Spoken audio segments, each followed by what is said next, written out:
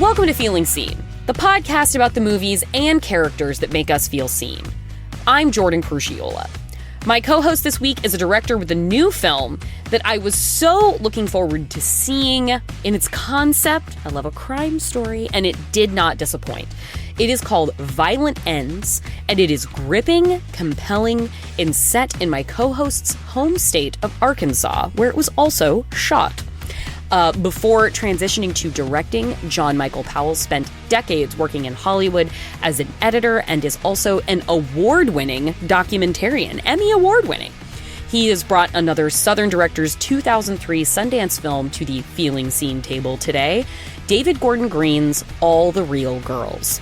We'll talk about the way the small town South is represented on film and how John Michael found his way from Arkansas to a career in cinema. And my traditional question as we kick off is, what else do the people need to know about you before we get started?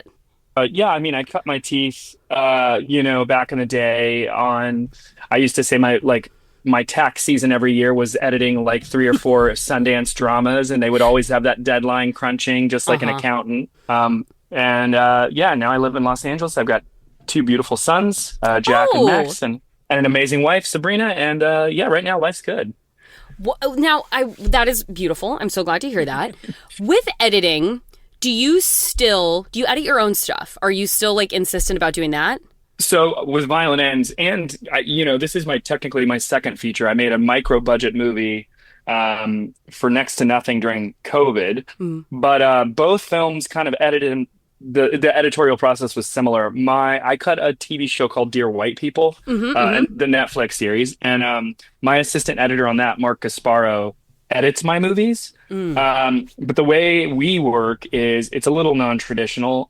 He will do the first edit of the film so that it's out of my hands and someone's kind of doing a fresh take on it, and then he'll toss it to me. I'll do a pass, and then we bicycle it back and forth until we get to the final cut, and then I usually do the final polish before we send it off into audience land. So I'm still heavily involved. I like to think I'd like to get to a place where I don't have to touch anything editorially, but I don't know if I can let it go. I'm a creative and I'm a storyteller first, and that's what editorial gave me, was the ability, obviously not just from a nuts and bolts standpoint, how to put a movie together. There is that, but it's also just how to pace and tell a well-honed, crafted story.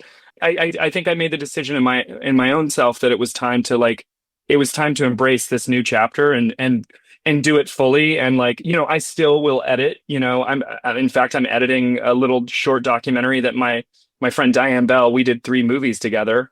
I love her and I would work for her any day of the week. And so I have collaborators that I'll continue to work with kind of quietly as an editor, but now I'm taking a bit of a leap, I'm not, to pull back the curtains on independent cinema. It ain't the easiest job to be a working director. So, but I've made the leap, and I've decided I don't know if I should say come hell or high water. It seems cliche, but come hell or high water.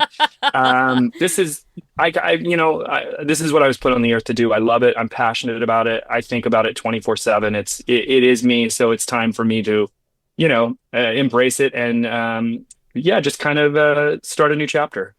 Well, tell us a bit about Violent Ends, just what it is, how your sort of connection to the story as an Arkansas man, and also your keen insight into casting James Badge Dale in your feature, which I will say, I told your manager this as well when we were setting this up. When I was at Vulture, we did it was essentially a complete ranking of movies from the 2010s. And there was an entire section that was just, you could hyperlink to it, James Badge Dale movies. Wow, what were they? What were a few of them? I Standoff at Sparrow Creek. I think that came out in the 10s, and that watching this took me back to that, in the sense of he is so good of that, just man of the heartland. There is such, he's like he feels like the scrubby brother of Garrett Hedlund.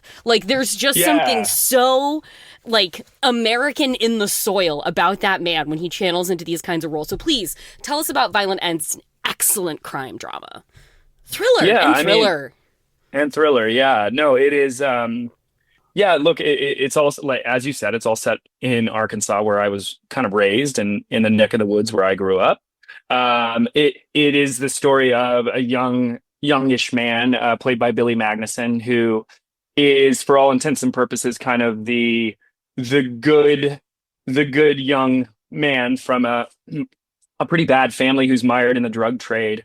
The movie is set in the early 90s, 1992, and he's carved a path for himself that is, righteous and morally sound, while Mm. kind of turning his back on that side of his family. And he's got things going for him. He's engaged to this lovely young woman who's played by Alexandra Shipp, who's amazing. And they've got their kind of life set, and they're starting their life together. And something happens that pulls Lucas back into the family drama, and he has to kind of confront the darker side of his, upbringing, and kind of, it's a movie that confronts nature versus nurture. Like, are we the good that we hold ourselves accountable to, or are we, lured by the bad parts of our DNA? And, Hmm. can we ever get away from that DNA is kind of at the heart of this movie. But I'm very stoked about the cast. Like, Billy Magnuson's amazing. Alexander Shipp, you It is. mentioned James I think Badge. it's a career turn from Billy Magnuson. And God, he is so funny when he is playing almost like a wide-eyed, like comedic sociopath, like Yeah, like in Ingrid Goes West, and even sure. Game Night, where he's just this kind of weirdo who wouldn't fall in love with Sharon Horgan, but he does. And but he's just like, but this just truly like white knuckle, like contained explosion performance from him is so, and Nick Stahl so perfectly placed Oh, as his, like the yeah, kind of black sheep brother of the yeah, family who seemed like the sort of disregarded bastard of the bunch. yeah. They're an excellent pair off of each other. Yeah, I mean, it's the thing I honestly, out of the whole film, what we were able to achieve, it's the thing I'm most proud of is like you said, Billy, first of all, is known mostly for his comedic turns. Hmm. He's generally the third or fourth build, and he comes into these scenes with Jason Bateman or, whoever, Elizabeth Olsen, Aubrey Plaza, and he's always that guy who shows up in a moment where you're like, that guy's so good. Yeah, He steals scenes, he and he's steals so it. He he steals it. steals it. But Billy's been, very comfortable doing that for a long time. This Totally. is his first lead role ever, which is hard for most people to believe because he's been working for so long. Like I couldn't. But It's not like I could sit here and out argue like no, but there was, but like as you say that, I'm like, damn, that has never occurred to me because he's such a star of the scene whenever he's on screen. it didn't occur to me either until we were on set and Billy leaned over and whispered to me and goes, this is the first time I've been number one on the call sheet. And I was like, you're kidding me. It's crazy. But also, if you know Billy's work, if you're familiar with him, I promise you, you're gonna not recognize him. Yeah. It is really a transformative performance. And I think Billy, look, I'm biased, but I'm pretty level-headed about cinema in general, and I watch a lot and I consume a lot. I do feel it's one of Billy's best performances of his Hmm. career. And so I hope people come out for that and see that. And then, yeah, Nick Stahl, Ray McKinnon, Kate Burton, top to bottom, like really solid, Hmm. lived in performances. That's another, it's like Truly. the thing about being an editor. I've probably spent 10,000 hours looking at performance. Like it's Right. just, it's something I know so intrinsically as That's a as an really good editor. point. Like as like to have it's great to be on set. It's great to be like a thing that it seems like can be so difficult about directing like solely as director is the time you spent not on set. Like the developing Yes. is not something that is like an active on set job, and it can be a really lonely job. But like the job of editing is literally like a job living in performances all of Yes. the time. That's really Yes. interesting. Yeah, and so yeah, it's one of the things that I I really tried very hard at when we were casting was to be very hyper specific about the casting choices, and Hmm. some of them are maybe obvious. Like Nick, honestly, Nick came to us on a self tape. He sent me a self tape. We were actually, not gonna lie, Wow. we were actually already negotiating that part with another actor, um, and Nick's tape came in, and I was like. That is the guy. Like that, he's the I can see how guy. mine suddenly changed when you saw that. Yeah. Yeah, and he really he turns in an amazing performance. And yeah, Kate Burton, mostly known for like Grey's Anatomy, Scandal, those types of shows. Hmm. She's playing a small town sheriff, a cop, a role that she's never really been afforded before because she's Hmm. kind of seen as a more erudite kind of. Well, I mean, she's the daughter of Richard Burton and Yeah. Elizabeth Taylor, so like, but You can't she's blame people. no, but she's really Yeah, she's really committed here, and I just think that like that I'm so fortunate to have been able to get such an amazingly stellar cast, and they all showed up and gave, I think, some of across the board some of the best performances of their career. Did James Badge Dale send a self-tape of him terrifyingly eating ribs? Because that It, was the most intimidating I've seen a person eat ribs before. Badge is so intimidating in general. But the first time I met Badge, I was afraid of him. I was like, oh, I think he's gonna attack me. Now, I think that he was in character mode, Sure. but he's terrifying. Then when you get to know Badge, Hmm. you realize he is the most salt of the earth kind of caring, loving individual. I love the man. And yeah, and he's kind of got this, he's from New York. He was found on a construction site. He used to work construction, so he's a Wow, that very perfect. you brought up the fact that he like is so good at these, heartland kind of characters. I think that's bad. Like Badge is a real guy. And Hmm. like yes, he's an actor and he's an artist, but like he's a real thoughtful human being. A lot of times in this business, I'm sure you've met a lot of those people who like at a certain point lose touch. The business can be so myopic and Hmm. we get in our lanes, our creative lanes. Badge feels like one of those rare creatives who still feels grounded and hasn't forgotten where he came from. And yeah, he's a guy. I mean, he's such an amazing actor. I really think I think people know Badge, but like, I just feel like he's one of the best character actors working. I think he's amazing.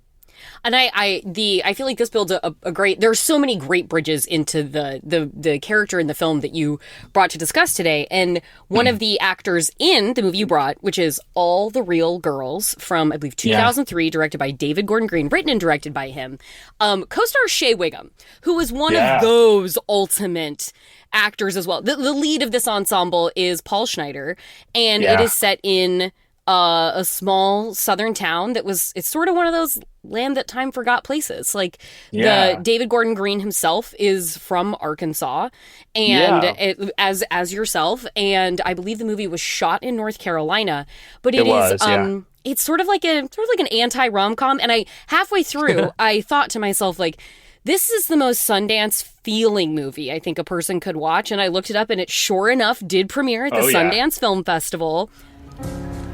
I've made some ugly mistakes. The girls. The most really ugly. And anything that would make you feel more comfortable for you to know I want to tell you that stuff. Because I care about you. Because I care about you. Oh, a lot. And when people from before come up, I want you to understand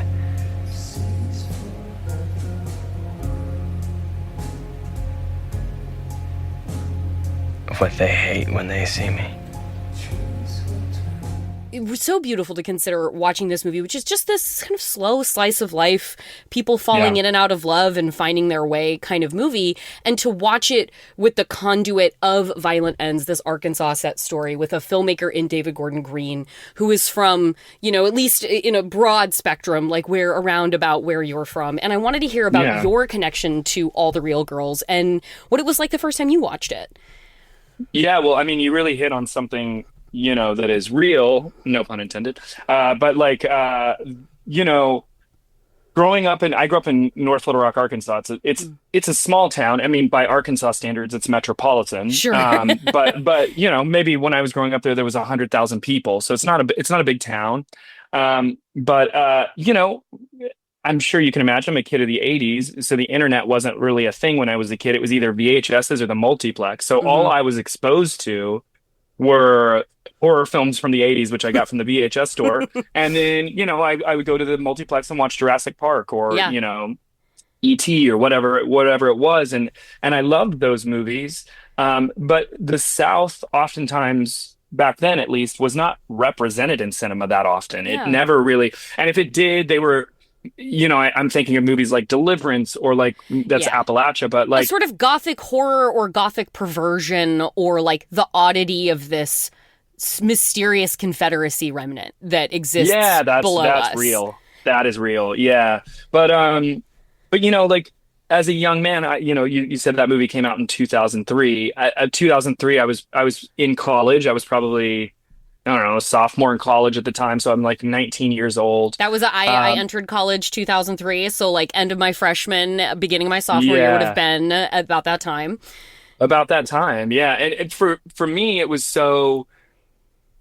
just so galvanizing to see a Southern story about Mm, young people that felt very relatable. They looked and talked a lot like the people that I grew up with. mhm. They had similar comedic sensibilities, fraught with the kind of same relationship stuff that we all kind of could relate to. And I saw All the Real Girls first, and then I went back and watched George Washington, David's first film. Hmm. They were just huge moments. It was a door, it was a portal that said, "Oh wait, you can tell Southern stories. Like where you're Right. from, there is value in this, and there is a reason to tell stories that are from." The place that I came from, which is a very small, specific place, but it Hmm. was it was huge. It was just like I remember seeing David's name, and I think after that I looked up North Carolina School of the Arts because all those guys came from the North Carolina School of the Right. Arts, and I just became like fascinated. I was like, wait, how did how did these people from the South, manage to tell a story that resonated at Sundance? And you're right, it is like the quintessential 2003 Sundance movie. It's Like ticks people the living box. slowly in a very human way and like Yeah. relationships, man. Yeah, and Violent Ends is quite different in that. I mean, there's a real genre engine in Violent Ends that is hearkening to another type of movies that I love. But for All the Real Girls, it was just like, yeah, Paul Schneider's character, he's the lead. It just felt like in I looked at him and I was like, oh, that's just a version of me. Like Yeah. he's dating in the movie, he's dating Zoe Deschanel, a very young Zoe Deschanel at the time, who was, and you brought up Shea Wiggum, but there's also Danny McBride is in the movie Yep. because Danny went to North Carolina School of the Arts with As I them, and understand it, this was Danny McBride's first screen role. it was. And you know that from what I understand, I met David years ago, and we kind of commiserated. And I met David and Danny actually when they were doing Your Highness, and I got to talk to him about it. And Danny was not even supposed to be in the movie. Do you know he was the assistant director? I Because had read that somewhere. Yeah. yeah, he wanted to be. He went to North Carolina School of the Arts to be a director. Him and David were close friends. Uh-huh. But the guy who was supposed to play that part bailed Hmm. right before they were going to shoot, and Danny was like, "I'll just step in and do it." And I promise you, it's a standout performance. It's Who so better to play a funny. character that goes by the name Bust Ass, Bust honestly, ass, than yeah. who we would come to know Danny McBride as in our lives today? As the Righteous Gemstones makes its final bow, we watch. Seriously. You can watch Danny McBride playing Bust Ass in small town Asheville, North Carolina, Asheville, in yeah. in All the Real Girls. Are you in love now or something? What do you mean? Well, when you finish being in love, you should come over to my house. I got a waterbed. What's that supposed to mean? Nothing. Hey, what's up? When you gonna hook me up with your friends? I've been working out. Check out these pipes. Look at this.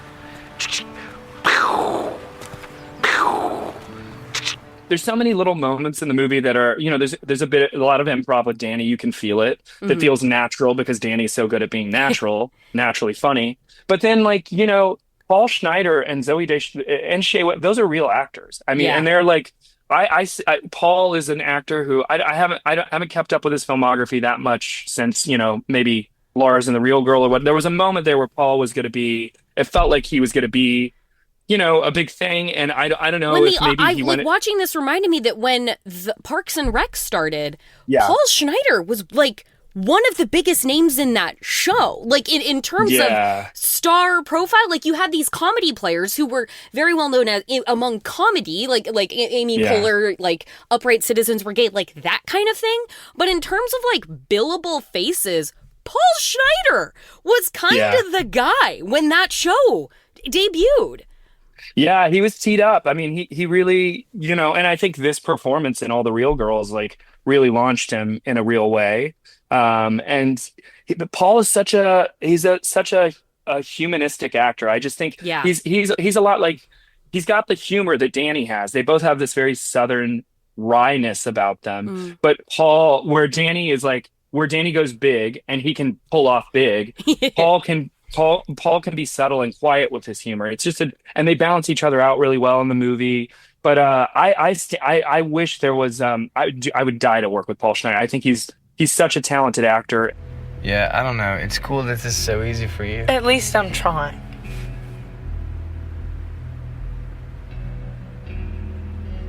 See, that's where you don't know everything about me. I mean, you know a lot. And that's yours. You can keep it.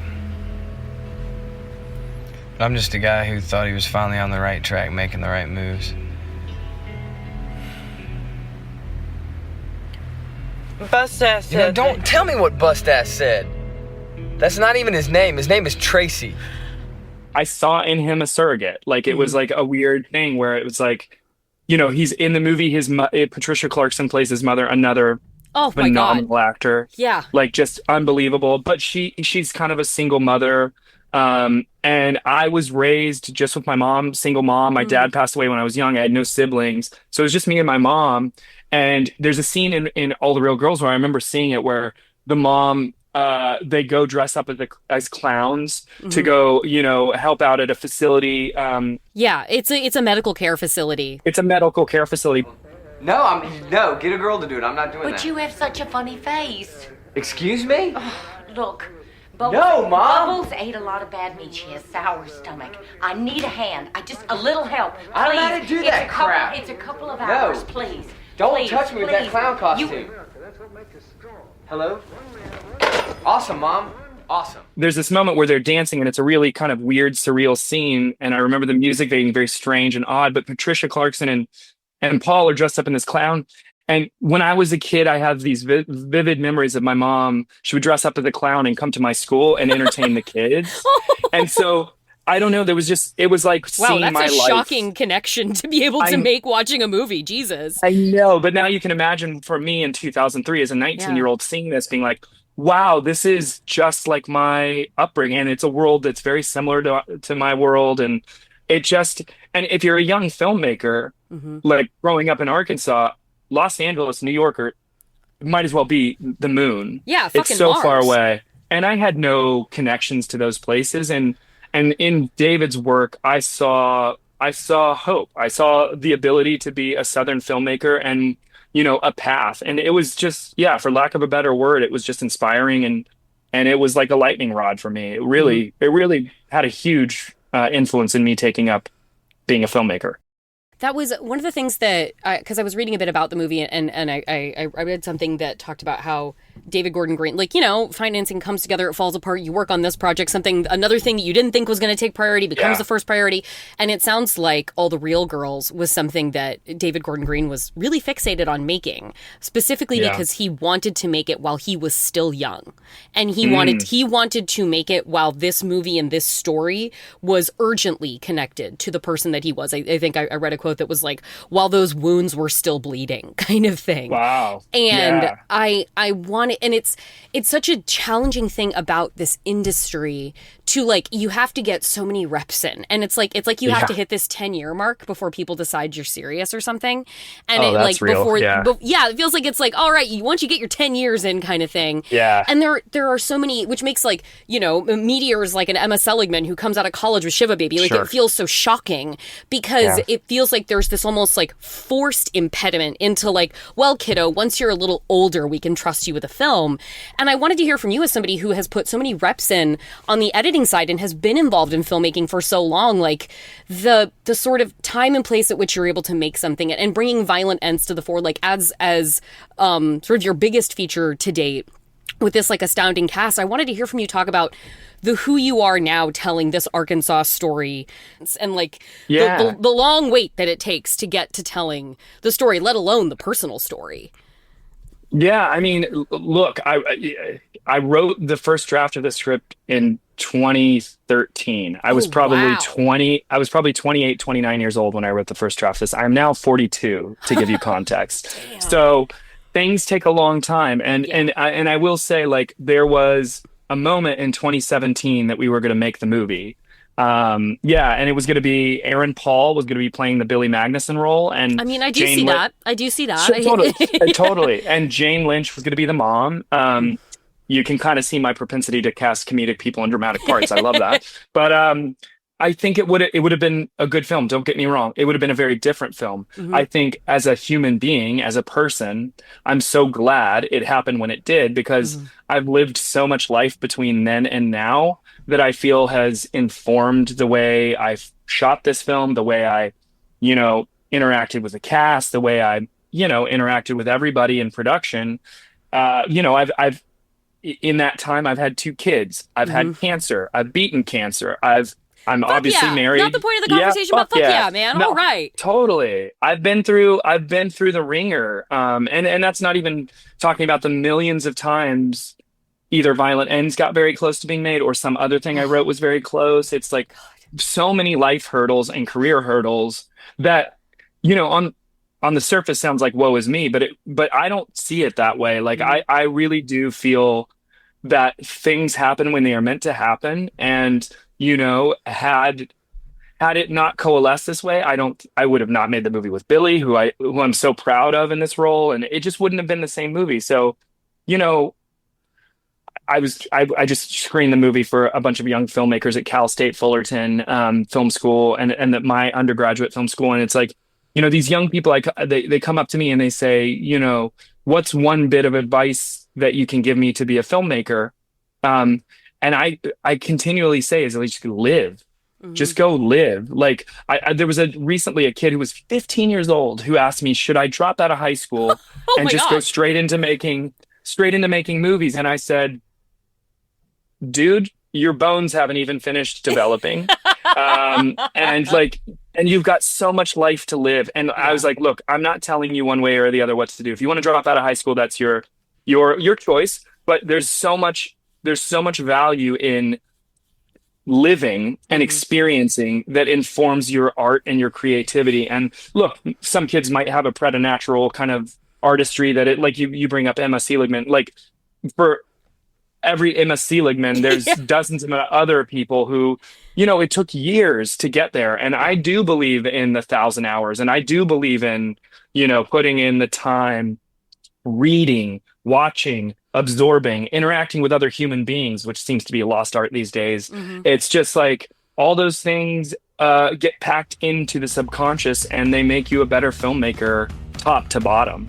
It's time for a short break, but I will be right back with John Michael Powell, and then I will have one quick thing before I go about a totally, completely different movie that I enjoyed recently at the multiplex, and that is one of America's highest performing films this last weekend at the box office. That's right, I'm talking about the Colleen Hoover adaptation of Regretting You, starring, among others, but the Allison Williams. So stick around at the end and we'll check in on that.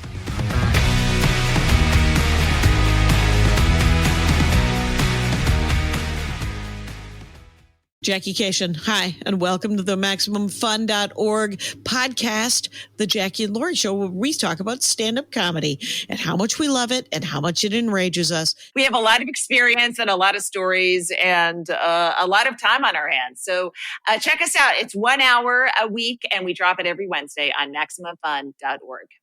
Most of the plants humans eat are technically grass. Most of the asphalt we drive on is almost a liquid. The formula of WD-40 is San Diego's greatest secret. Zippers were invented by a Swedish immigrant love story. On the podcast Secretly Incredibly Fascinating, we explore this type of amazing stuff. Stuff about ordinary topics like cabbage and batteries and socks. Topics you'd never expect to be the title of the podcast. Secretly Incredibly Fascinating. Find us by searching for the word secretly in your podcast app.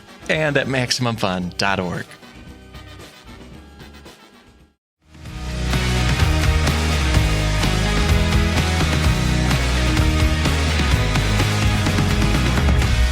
The way in which in both Violent Ends and All the Real Girls, the way that the small places that these people are in feel like the entire world was so absorbing to me, because you feel a sense of like there isn't like, well, why don't these people just go?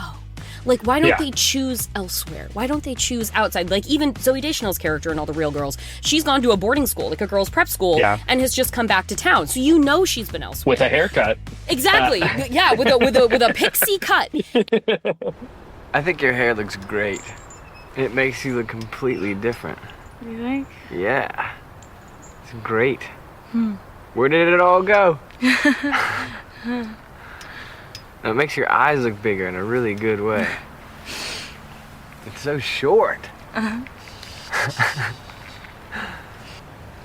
not that short. It's pretty short. Well, you know. It looks really good, though. Thank you. I'm really happy you're here.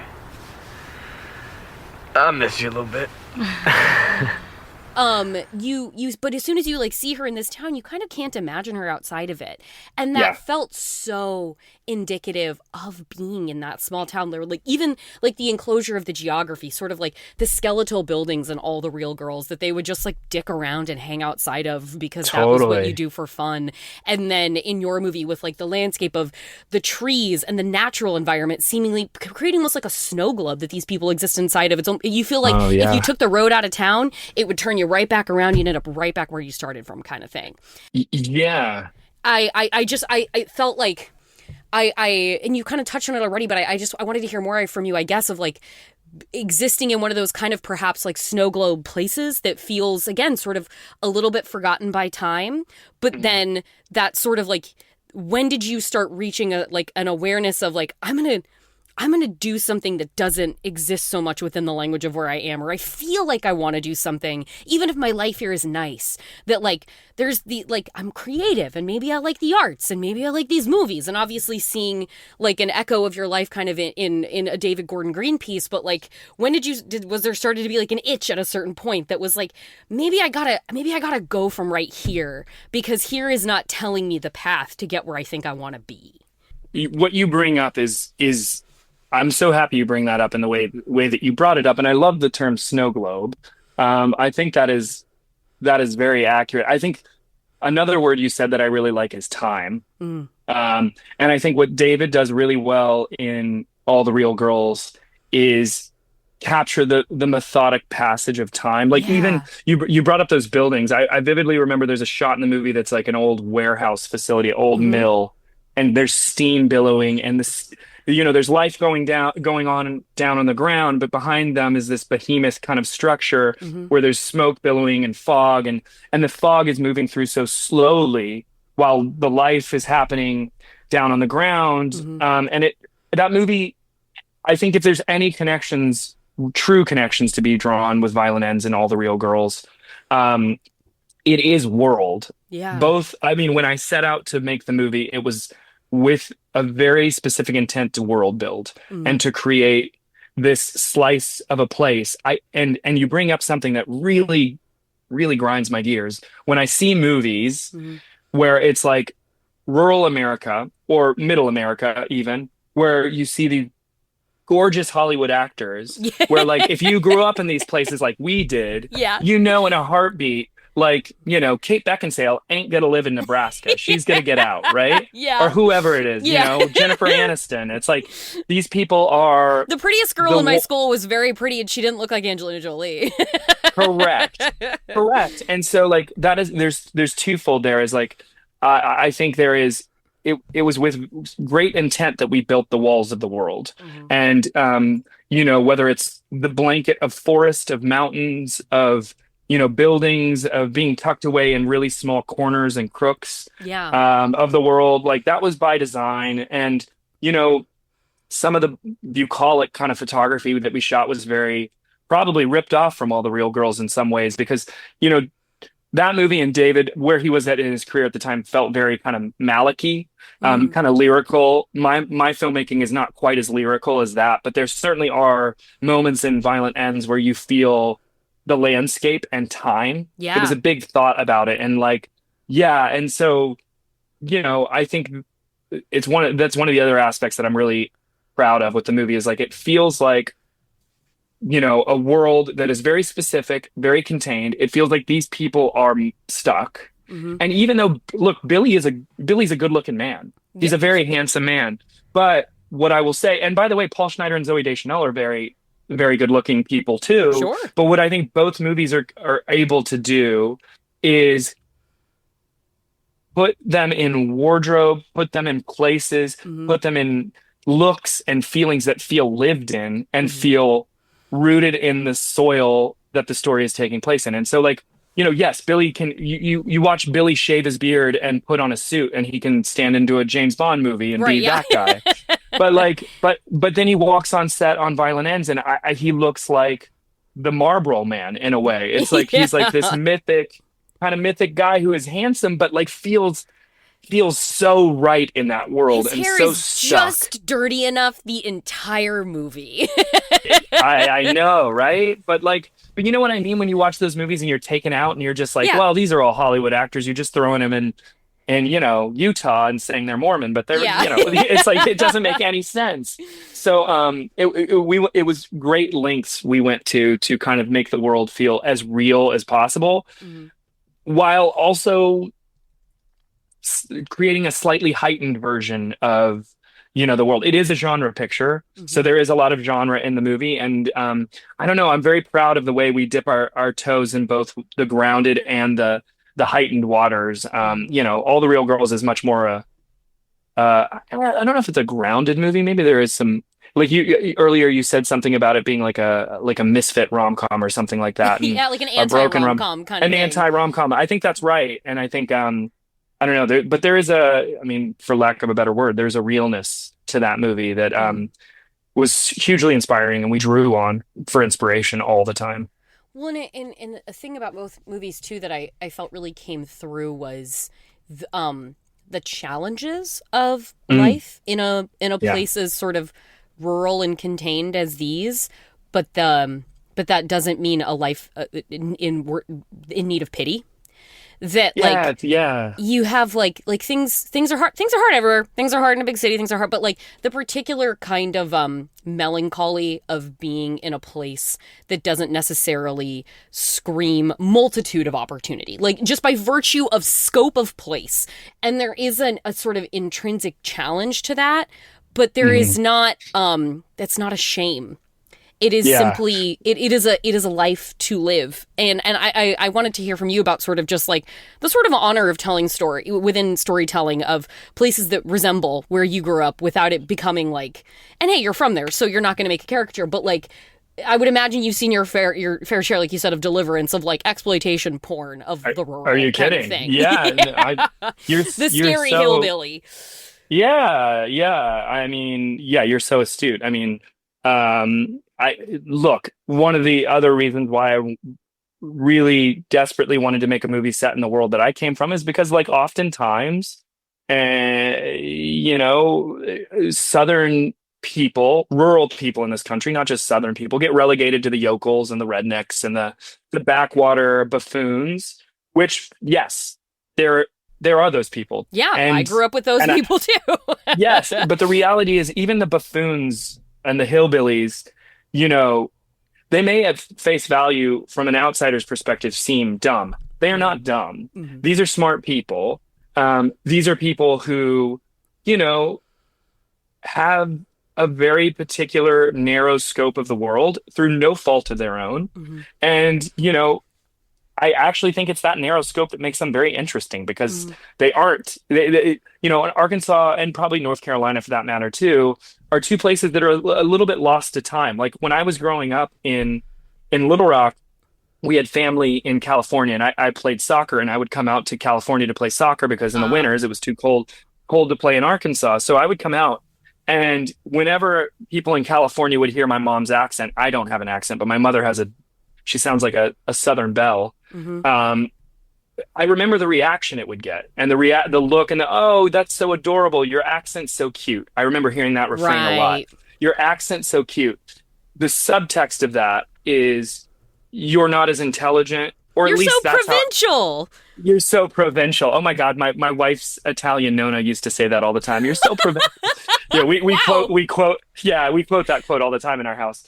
But the reality is like, I would come out to California and I would see people wearing clothes and I would be like, what are vans? Or Mhm. like, what are like these things that are just ubiquitous Yeah. in these places? Where culturally in Arkansas, we were like 20 years behind. We were Right, still yeah. wearing like Jordache and like, Yeah. you know what I mean? It was You like still got your whatever. enough sweatshirts on.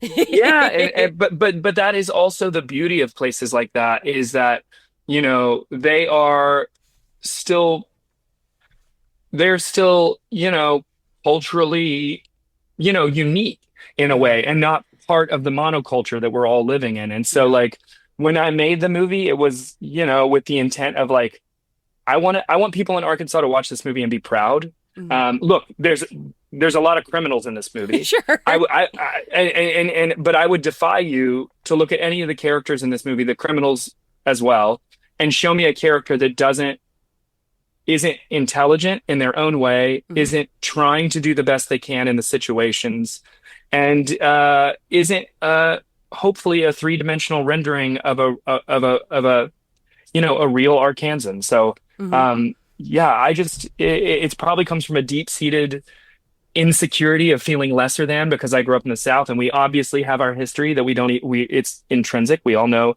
the history of the South, and you brought it up briefly earlier, but like we feel lesser than growing up in the South. It feels like we are the bastards of this country in a way that I think is probably unique.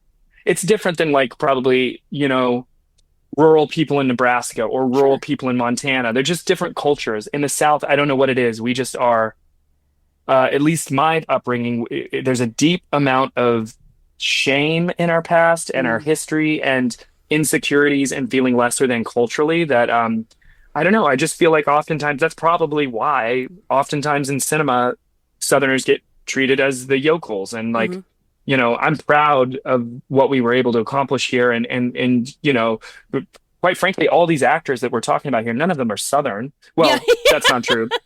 Billy was from New York, but he lives in Georgia. So when I met Billy for the first time, he was on Zoom and he was helping his dad build a barn. So I was like, okay, we're in good hands here. But I think looking like he was pulled straight out of a fjord and he's helping his dad raise a barn in Georgia. Yeah, that's Scandinavian Magnuson blood. But but no, I think all the actors came in and gave really three-dimensional renderings of Southerners that feel real, and I think that's important. I think a couple people have called the movie the Redneck Godfather, which is cute. Cool. And it's a fun little quippy phrase, and I think from a framework narrative standpoint, sure, that makes sense. It's about a guy butting up against a family mired in crime, so that makes sense.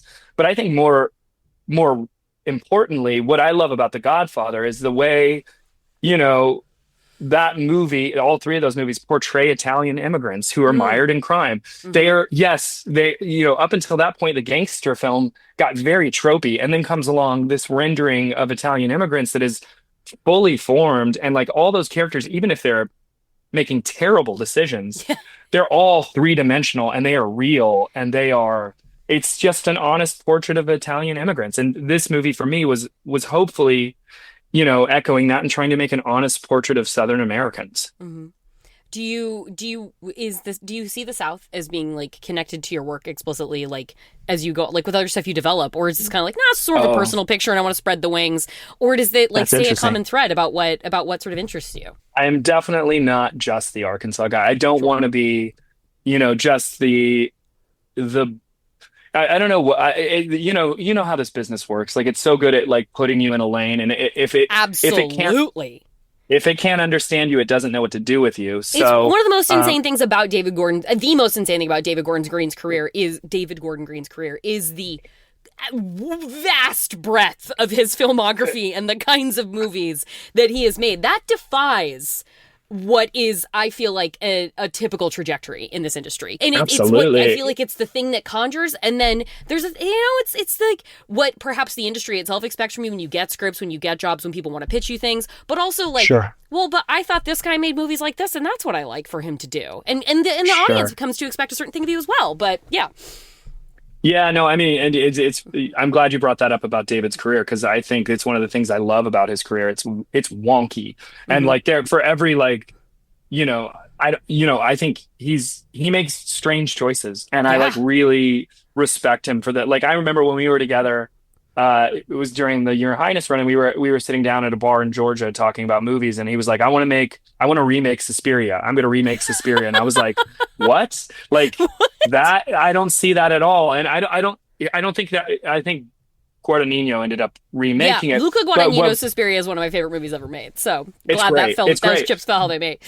But what did come from that, extrapolated from that conversation, he ended up doing Halloween. And he did a very good Halloween version, right? And so like I'm constantly fascinated by those filmmakers who make different decisions. I think I'm probably not as wildly all over the place as David is willing to be, like, to do that Pineapple Express, and he's just he's so unique. Another filmmaker who I love is like Soderbergh. Soderbergh will go, how do the guy, and he's so good at it. It's like the guy who does Lost, Sex, Lies, and Videotape, and then goes Ocean 11, and it's such an amazing remake, or like, and then does weird art house movies like Bubble and like these things that don't make any, they're strange, and like I respect that. But I don't want to be.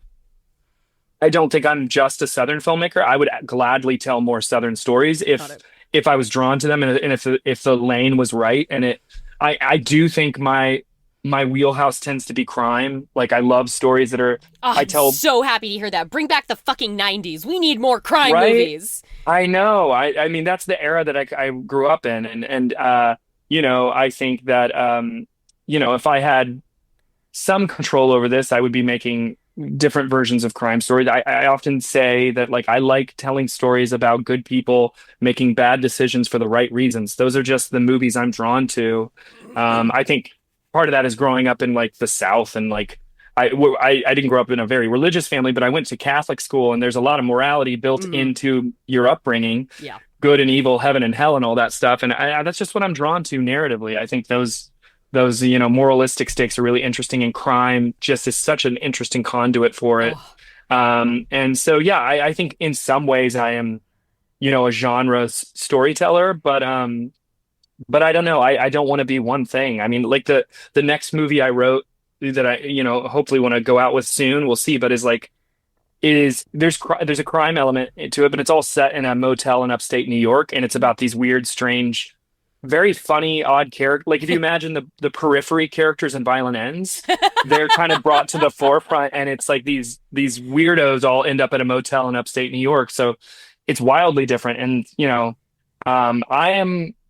I am a big lover of cinema. So like, I have people are like, well, what are your favorite movies? And I'm like, I love everything. Like, I literally will watch anything, like good, bad, ugly, whatever. And so I just think I have a ton of influences that I'm not even really aware of. And I've absorbed so many things that I don't know. I just want to be me. That sounds cliche, but I want to do my thing. And hopefully people don't just see me as that guy from Arkansas who made a little movie in Arkansas. I want to do big things and make bigger stories and grow as an artist. Well, I'm really excited to see what you do after this one. I'm really excited for you to make your own Den of Thieves, perhaps. I'm not saying set in the South. I'm saying set in some other city that's interested, like Dirtbag Heat. Like the more Dirtbag Heat, I love that, out there in the world. John Michael Powell, this has been such a lovely conversation, and I'm so happy we got to have you on the show, and I'm so happy I get to direct people toward Violent Ends, and I'm so happy that we got to go back to the aughts and talk about the indie wave of the 2000s. So this has just been a fantastic conversation. Thank you so much. You're very sweet. Thank you for having me. It is truly an honor, and I will say it again. It's like, I know how there's only so many hours in the day, and the fact that you watched my movie means so much to me. And like, yes, I know you like it, but like, just the act of watching it means so much. So thank you. The movie, I will plug, the movie does come out Halloween in theaters across the country. If you're in one of those cities, please go see it. We need you. Support independent cinema. That's what we say here. That's the mantra. Support independent cinema, guys. So get out there for Violent Ends. Thank you.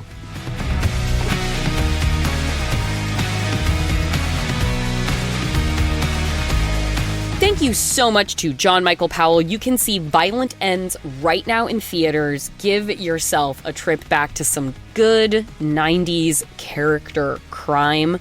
It's really good. The cast is excellent. This is meat and potatoes, and it is a hearty portion. I'm truly so impressed. I love the conversation we had about Billy Magnuson. Of course, love the conversation about James Badge Dale. Please do get out there and support some small cinema with violent ends. And now, that one quick thing before I go. In an absolutely diminished Halloween weekend at the box office, for some reason, listen, I am really glad the January movie has been exalted to the status that I think it deserves to be an excellent time of year at the box office. But and summer feels like it's become a real haven for horror films as well. But like January's where you dump a crazy genre movie, but now you get like good horror stuff in like January, February. I don't know why. It feels like as horror, the horror bubble expanded and is now deflating in its way, but that's a whole other conversation.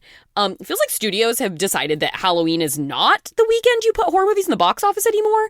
So we had like the third or fourth frame of Black Phone 2 over Halloween weekend, but you know what else we also got duking it out for that top spot at the box office? We got the romantic comdramedy Regretting You, which is an adaptation from, I think, one of the most psychotic popular literature writers of the day, Colleen Hoover, who just loves to throw the most devastating, harrowing twists into movies that could have the light and fluffy trailers of a like buoyantly packaged romantic comedy without learning of a terrible death, a grotesque, terrible abuse that happened. But Colleen Hoover, she's not going to let you rest. She's going to throw some terrible shit at you along the way. And in Regretting You, we have two parallel love stories, really. We have the coming-of-age love story of McKenna Grace and Mr. October himself, Mason Thames, the star of both Black Phone 2 and Regretting You. Maybe the hero of 2024. He was also in the live-action adaptation of How to Train Your Dragon from earlier this year, but I had completely forgotten until someone reminded me. So congratulations on your 2025, Mason Thames. Wow. But it is that coming-of-age love story between two teens about to graduate from high school that runs parallel to love story / sad story of McKenna Grace's dad and aunt both die in a car accident because they were in the same car together. It claimed their lives, but surprise, guys, they were in the same car together because her dad and her fun-loving aunt had been having an affair for years, which the tragedy leaves her mom, played by the friend of the show, Allison Williams, both bereft at the loss of her husband, who she has been with since high school, as well as bereft at the loss of her sister, who she's known her whole life, as well as bereft at the fact that her beloved sister and her beloved husband had been cheating with each other for years, despite the fact that they shouldn't have been doing that. So it's also like the parallel love story of her reconnecting with the guy who truly loved her in high school, who is also the guy who we are meant to believe got her sister pregnant recently, and they're going to have a shotgun wedding, or they already have had a shotgun wedding. And so him, the Dave Franco guy, has also lost his partner, the mother of his child, because she was the philandering aunt of McKenna Grace, who had been sleeping with Scott Eastwood, who is the husband of Allison Williams. So it's grief, it's sadness, it's coming of age, it's the discovery of new love, it's the resurrection of an old love, it's choosing yourself. It is all of that in one movie. And you know what? It doesn't need to be 2 hours, but it is. And I'm grateful for it because it gave me more time to see Allison Williams being great on screen. Mason Thames also, I'm totally up on that guy. Like, he's good in these Black Phone movies. He's so cute and charming in Regretting You. I haven't checked out How to Train Your Dragon in live action yet, so I couldn't comment on that. But like, I think this kid's got range. This kid's got the juice. McKenna Grace is an adult now. I refuse to accept that, so I'm still in denial about it. Can't really talk about it much. And Dave Franco looks on the border of tears this entire movie. It is a ride and a half. If you want to get out there and support the cause of making Regretting You maybe yet again the number 1 or 2 top movie at the box office in America, you can go check it out too. Colleen Hoover is here to take us all on the ride of our lives. And that is it. That is this very show. You can keep up with us wherever you get your podcasts. You can follow wherever you are listening to get every new episode of the show in your feeds as it drops. You can follow us to find out more also on Instagram at Feeling Seen Pod. We are also on Blue Sky, me and the show, so you can search Feeling Seen or Jorcru, Jorcru, where I am also on Twitter. Our theme music is by Andrew Epen. Our producer is Marissa Flaxbart. Our senior producers are Kevin Ferguson and Laura Swisher, and this is a production of Maximum Fun.